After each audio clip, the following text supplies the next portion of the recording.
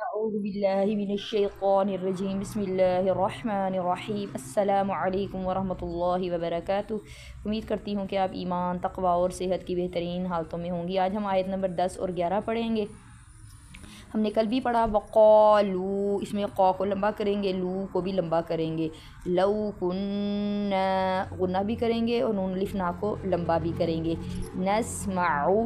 او نعقلو، قاف موٹا پڑھیں گے کیونکہ حروف مستعلیہ میں سے ہے، ما کننا فی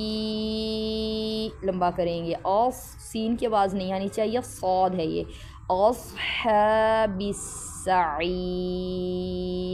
عین اور الف میں فرق کیجئے، سعیر پڑھنا ہے، سعیر نہیں کہنا، سعیر،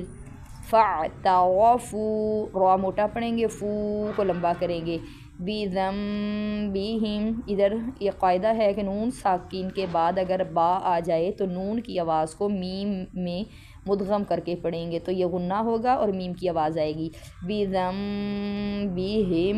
فسحقا لأصحاب السعیر، وقالوا لو